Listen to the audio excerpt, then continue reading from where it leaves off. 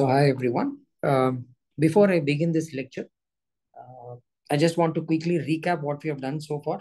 So far, we have analyzed, we have understood the idea of an ideal op-amp and how to build different circuits using an ideal op-amp. And you are also comfortable analyzing various op-amp based circuits. Okay. At this stage, this is what we have reached. We have reached a stage where you are very comfortable analyzing different op-amp based circuits. In this lecture, I'll start with we will slowly start discussing the practical op amps and what is the difference between analyzing an ideal op amp circuit and then how to build practical op amp circuits using what we have done so far. Okay. But before we go there, I just want to very briefly take you through two circuits. I just want you to analyze. You already know how to analyze this circuit. You're supposed to find out V naught and I naught in this circuit. Just to quickly refresh your memory on how to analyze op-amp based circuits. So can you guys quickly tell me what will be V naught and what will be I naught? So let's assume V naught is a V naught here. A VI is a 1 volt peak to peak, meaning it has a 0 DC average. It has a positive peak of plus 0.5 volts and a negative peak of minus 0.5 volts. And assume VCM is 0.25 volts. Now, can you tell me what will be the output V naught and the current I naught? Okay, assume R to be 1 kilo. So we are slowly starting some applications based on the circuit. But before we take the numbers, before you worry about numbers, can you tell me V naught in terms of VI and VCM? What will be V naught in terms of VI and VCM? It's a very simple circuit. What will be V naught in terms of VI and VCM?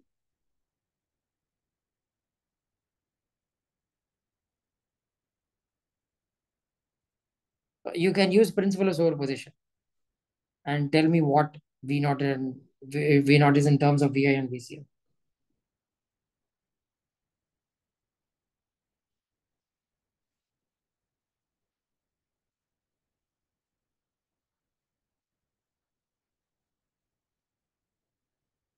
Is that okay? So one of you said VI minus 2 VCM. Is that a so one of you said V naught is VI minus 2 VCM.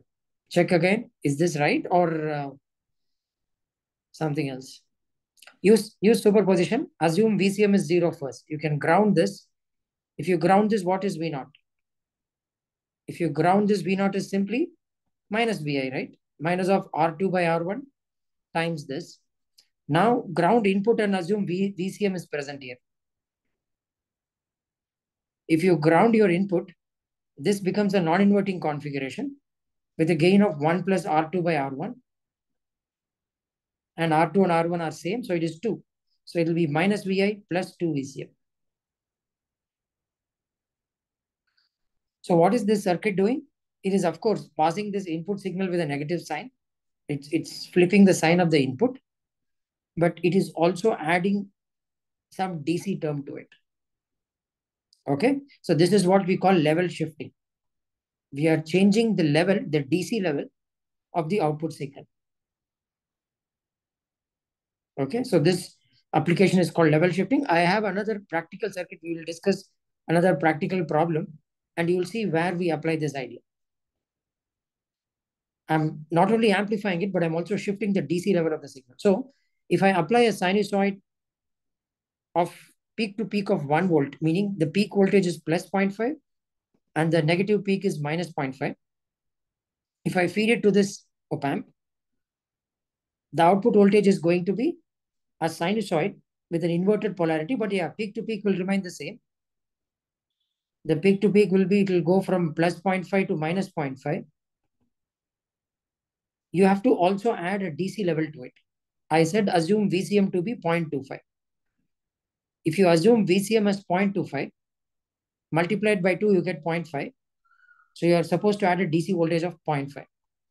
If you add it to this, at the output of the op amp, you get a sinusoid whose average value is 0.5 and the peak it goes to is 1 volt, and the negative peak it goes to 0 volts. So now your output is contained, keeps swinging between 0 and 1 volt. So you'll have a sinusoid which goes between 0 and 1 like this. Okay. So what I have done here is I have just added a DC component to it. I was able to shift the DC using this opamp. So this application is called level shifting, something we'll use very commonly. I'll take a practical circuit. We will see towards in the course of the lecture where this is applicable. Okay, it's a DC level shifter circuit. Now look at the second circuit. Forget about this. At this point, just forget this.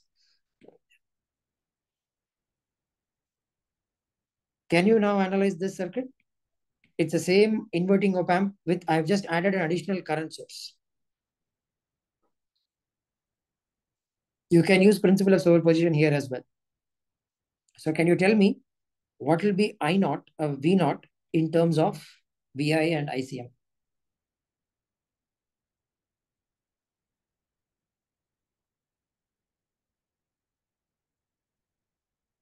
So if you short circuit, I mean, if you ignore VCM, it is minus VI.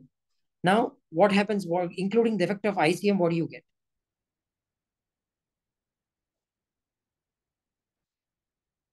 If you include the effect of ICM, what do you get? So let's short circuit this node. If VI is grounded, what is the current flowing through R?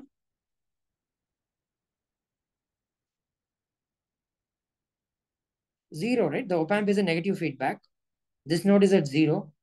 So this current is 0. So which means the entire ICM will flow through the resistor. If ICM flows through the resistor, the voltage across the resistor is going to be ICM times R. So the output node voltage is going to be, this node is at 0 plus ICM times R.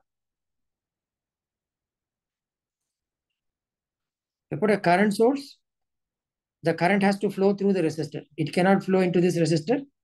We already discussed this in the previous lectures when we were talking about virtual ground. All the current has to flow through this resistor itself. So your output voltage will be minus VI plus ICM into R. Now, similarly, this circuit is also a level shifter circuit. You are shifting the DC level of the circuit. You are shifting the DC level at the circuit. And I can choose my ICMR, the product, to be the desired DC value that I want. Okay, I can choose the ICMR product to be equal to the desired DC value that I want.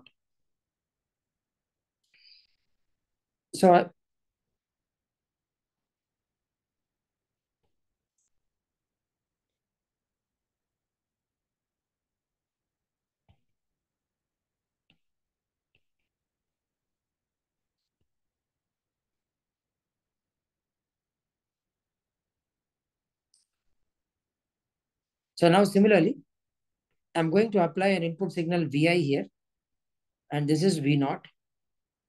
Can you guys analyze this circuit? What will be the output of this circuit? It's a non-inverting configuration. Still, the op amp is a negative feedback. If the op amp is a negative feedback, what is the voltage at this point?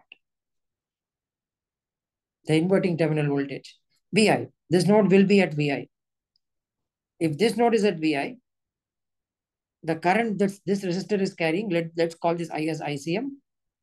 The current flowing through this resistor is VI by R. Okay. And this node voltage is VI. So the current flowing through the resistor here, the feedback resistor here, will be what? It will be VI by R plus ICM. It's the sum of two currents. If you apply Kirchhoff's current law at this node, you can directly see the current enters here and splits into two parts. One current is ICM by R. The other current is, one current is ICM. The other current is VI by R. So now you have the output node voltage. Your output node voltage is voltage across this resistor and this resistor, the resistor at the inverting terminal. So that's going to be VI by R plus ICM times R. So that will be VI plus ICM R plus VI. So that will be 2 VI plus ICM R. You can solve this problem directly using principle of superposition. Okay, you can quickly superpose two sources, assume ICM is 0, you would get 2 VI, V not equal to 2 VI. If you have ICM present in the circuit and short circuit VI, you'll end up with a circuit that looks like this. You'll have a resistor here, and a current ICM being flowing out. Resistor here. This is at ground. This node will be at 0 volts. So no current will flow through this resistor.